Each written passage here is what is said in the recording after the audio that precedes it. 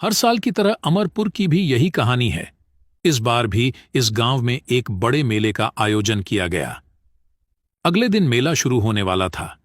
हर बार की तरह नए नए झूले, खिलौने, मिठाई, चाट के गोलगप्पे भी अपनी दुकानें सजा रहे थे। लेकिन इस बार भी गांव के लोगों का ध्यान मौत के कुएं के खेल पर ही लगा रहा। इस खेल के प्रवर्तकों ने भी कोई कसर नहीं छोड़ी थी। चमन रिक्शे पर माइक लेकर अनाउंस कर रहा था, आ गया, आ गया। फिर एक बार सबका दिल जीतने वाला खेल आपके गांव में फिर आ गया है। अगर देर की तो समस्या गंभीर होगी, क्योंकि सारे खेल बिक जाएंगे तो टिकट नहीं मिलेगी। गांव में हर कोई जल्द से जल्द टिकट खरीदना चाहता था और खेल का पहला शो देखना चाहता था। अगले दिन खेल का पहला शो था, लेकिन उसी रात गांव में एक अजीब घटना घटी। जहां मौत का कुआं दिखाने की तैयारी की जा रही थी, तभी अचानक आधी रात के बाद वहां से मोटरसाइकिल की आवाज आने लग जाती है। अचानक बच्चा बोलता है, पापा, पापा, जागो, देखते नहीं, मौत के कुएं का खेल शुरू हो गया है, देखते नहीं। बेटे की आवाज सुनकर दोनों जाग जाते हैं। अरे क्या हुआ रमेश, इतनी रात को जाने की बात कर रहे हो? माँ, हमने तो उस मौत के कुएं का टिकट ले रखा है, देखते नहीं वो खेल शुरू हो गया है। मोटरसाइकिल की आवाज आ रही है ना। अभी रात है, वो खेल कल शाम से शुरू होगा। पर ये आवाज कैसी है मम्मी? अरे कुछ और आवाज होगी, चलो सो जाते हैं। रमेश सो गया, लेकिन जैसे जैसे रात बीत रही थी मोटरसाइकिल की आवाज बढ़ती जा रही थी। कुछ देर बाद मोटरसाइकिल की आवाज आनी बंद हो गई और वहां से एक महिला और बच्चे के रोने की आवाज आने लगी। वह आवाज गूंजी और उसके माता पिता जाग गए। इस बार उन दोनों ने भी उस आवाज को सुना। वे सभी बहुत डरे हुए थे। वे उस स्थान पर जाना चाहते थे, लेकिन वे हिम्मत नहीं जुटा पा रहे थे। अगली सुबह जब उन लोगों ने यह बात गांव वालों को बताई, तो किसी ने भी उनकी बातों पर ध्यान नहीं दिया, क्योंकि उनके अलावा किसी ने वह आवाज नहीं सुनी थी।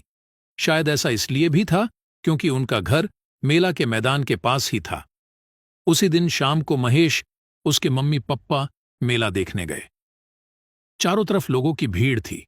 कोई झूले पर बैठकर चिल्ला रहा था, कोई हाथ में नए नए खिलौने लिए मुस्कुरा रहा था, कोई जलेबियां देखकर लौट रहा था, कोई गोलगप्पे की दुकान पर गिने बिना गोलगप्पे खा रहा था। पर महेश को इंतजार था मौत के कुएं का।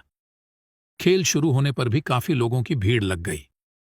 लोग खेल शुरू करने के लिए कह रहे थे, तभी गाड़ी स्टार्ट करने की आवाज आई। गाड़ी चालक एक्सीलरेटर पर एक्सीलेटर बढ़ा रहा था। पूरे मेले में गाड़ी की आवाज गूंज रही थी।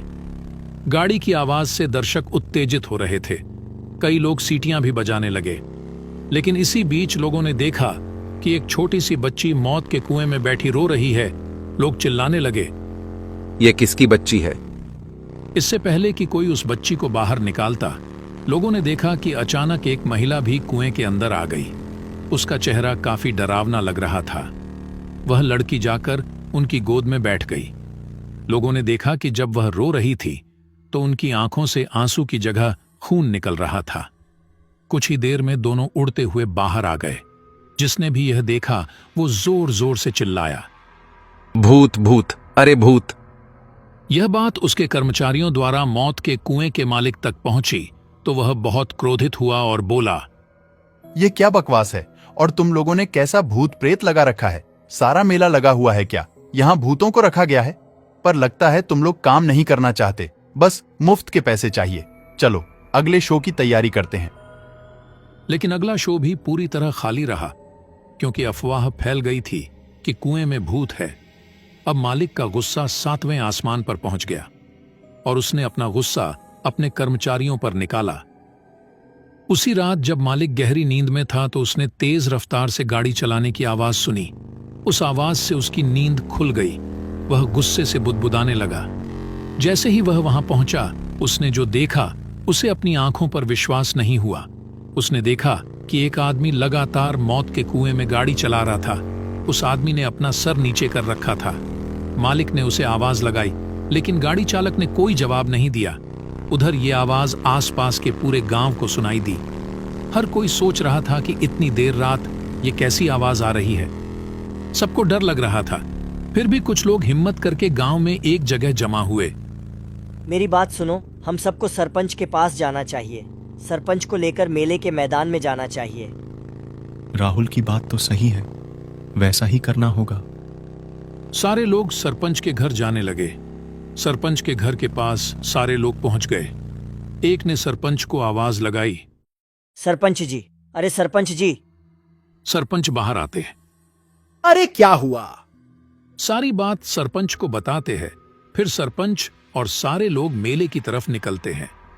साथ में रमेश और उसके पप्पा भी थे। सरपंच के साथ मेले में पहुंचे। वहां भी उन्होंने वही नजारा देखा जो मौत के कुएं का मालिक देख रहा था। वह आदमी अभी भी लगातार गाड़ी चला रहा था। तभी अचानक से वही महिला और बच्चा वहां आ गया। सारे गांव वाले उस महिला और लड़की को ध्यान से देख रहे थे। तभी गाड़ी सवार युवक के शरीर सिर से खून निकलने लगा। उसके खून से मौत के कुएं की पूरी दीवार लाल हो गई थी। कुछ देर बाद महिला और बच्चा इसी तरह रोने लगे। अब सभी ग्रामीणों की हालत खराब हो गई है। कोई नहीं समझ पा रहा था कि ये कौन लोग हैं। तभी मौत के कुएं का मालिक फिर चिल्लाया। सुन नहीं रहे हो? कौन हो? लोगों को क्यों डरा रहे हो? मेरे खेल को बदनाम क्यों कर रहे हो? जल्दी यहां से भागो।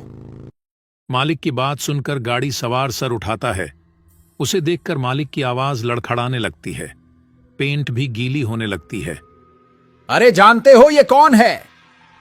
तभी गाड़ी सवार गाड़ी रोकता है और कहता है, क्यों बॉस, आप बताएंगे या मैं उन्हें बताऊंगा? क्या बताऊं? मुझे कुछ नहीं पता। फिर विक्रम ने बताना शुरू किया। गांव वालों, मैं दुष्ट आदमी हूं। मेरे सीने में कलेजा नहीं है। मैं तो जानवर हूं। मेरा नाम विक्रम है। मैं पिछले साल तक इसके साथ काम करता था। आप जानते हैं कि मौत के कुएं में गाड़ी चलाना हर दिन मौत को गले लगाने जैसा है। मैं हर दिन अपनी और अपने परिवार की जान जोखिम में डालकर गाड़ी चलाता था, लेकिन उस दिन शायद मेरा दिन खराब चल रहा था। किसी और गांव में मेला लग रहा था। मैं अपना खेल दिखा रहा था कि अचानक गाड़ी की टक्कर हो गई और मेरा सर कुएं की दीवार से जा टकराया। खून लगातार बहता रहा और मैं बेहोश हो गया और फिर मेरी मौत हो गई। तो मैं मेरी शक्ल का भूत बन गया। मौत के बाद मेरी पत्नी और मेरी नन्ही बेटी के सामने जीवन बेहद मुश्किल हो गया था। एक दिन वह मालिक के पास गया और कुछ पैसे मांगे, लेकिन उसने मदद नहीं की और उसे भगा दिया। दोनों परेशान होकर बाहर चले गए। मेरी पत्नी ने दूसरी जगह काम करने की कोशिश की, लेकिन कोई काम नहीं मिला। लोग उसको कोई काम नहीं दे रहे थे। इधर उधर भटकते ही रह गए। खाने पीने की कोई चीज उनके पास नहीं थी। कई दिन भूखे प्यासे सड़क पर भटकते रहे और फिर दोनों की भी भूख से मौत हो गई।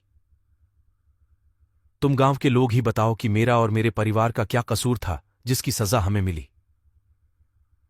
अरे हम तो कलाकार हैं, यही तो रोजी रोटी है। पर कल कोई हादसा हो जाए तो मालिक हमें मरने के लिए छोड़ देता है। हम तो जिंदगी भर आपके सुख मनोरंजन के लिए काम करते हैं और बदले में हमें क्या मिलता है? विक्रम की बात सुनकर सारे गांव वालों ने मालिक को मारने के लिए घेर लिया। तभी मालिक चिल्लाया। अरे अरे छोड़ो, मुझसे गलती हो गई, मुझे माफ कर दो। हम आपको एक ही शर्त पर छोड़ेंगे कि आप यहां काम करने वाले लोगों को गारंटी देंगे कि अगर उन्हें कुछ हो गया तो आप उस परिवार को बेसहारा नहीं छोड़ेंगे। सारा खर्च उठाएंगे ताकि इनके परिवार को किसी तरह की कोई तकलीफ ना पड़े। अरे आजकल तो बीमा होता है, इन सब का बीमा क्यों नहीं करवाते? सरपंच जी, आज से ही इन सब का बीमा बनवा दूंगा और इनके परिवार की मदद भी करूंगा। उसके बाद सारे लोग मालिक को छोड़ देते हैं। सारे लोग मेले में घूमने लगते हैं। जीवित रहते हुए विक्रम अपने और अपने परिवार के लिए कुछ नहीं कर सके, लेकिन उनकी मृत्यु के बाद उन्होंने अपने साथियों का भविष्य सुरक्षित कर लिया। मेले में काम करने वाले लोग विक्रम का शुक्रिया अदा करते हैं और सरपंच का भी शुक्रिया अदा करते हैं। दोस्तों, इस कहानी से हमें यह सीख मिलती है कि हमेशा गरीब लोगों की मदद करनी चाहिए।